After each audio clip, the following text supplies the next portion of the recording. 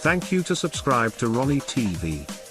Local news never seen on television. Thousands of mourners have gathered in Moscow to bid farewell to the opposition leader Alexei Navalny, 2 weeks after Vladimir Putin's most prominent critic died in an Arctic prison.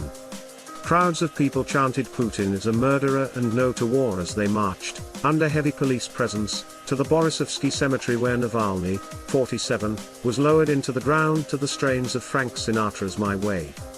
The public show of support turned Navalny's last journey into a rare display of dissent in Russia at a time of unprecedented repression.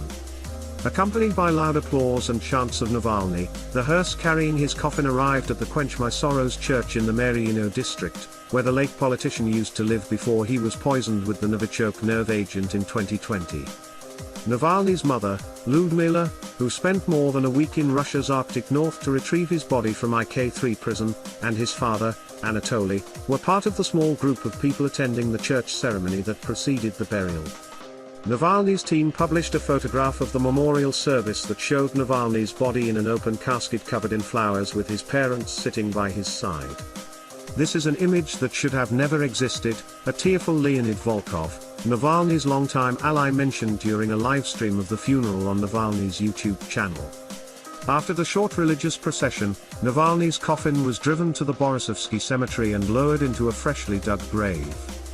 Footage from the cemetery showed his mother kissing him goodbye for the last time before his face was covered in white cloth. The theme from Navalny's favorite film, Terminator 2, was played after his coffin was lowered into the ground. Many of the opposition leader's family, including his wife, Yulia, his son, Zakhar, daughter, Dash, and his brother Oleg, live outside Russia, and did not attend the funeral. They would risk arrest if they returned to the country.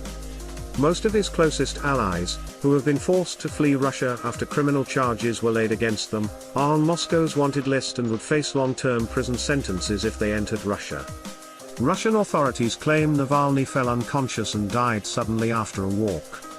His widow has accused Vladimir Putin of murdering him.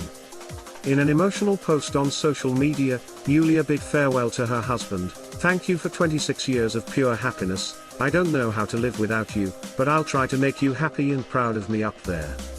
Western diplomats, including ambassadors from the US and Germany and Britain's charge d'affaires, Tom Dodd, attended the funeral. Many of the thousands who came to pay their respects said they understood the risks of attending amid warnings of possible arrests but decided to come anyway. The Kremlin had said any unsanctioned gatherings in support of the late Russian opposition leader would be met with arrests. Hundreds of people had already been detained in Russia while laying flowers at vigils for Navalny across the country in the days after his death last month. At least 50 people were arrested during tributes to Navalny across Russia, according to the monitoring group OVD Info. Human rights experts said those who attended the funeral could be added to a database and possibly punished at a later date. Ivan, a Navalny supporter who attended the funeral, said, "I feel pain, like any other person who came here. I have come to say bye to a real leader.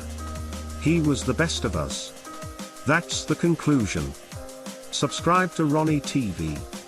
Local news never seen on television.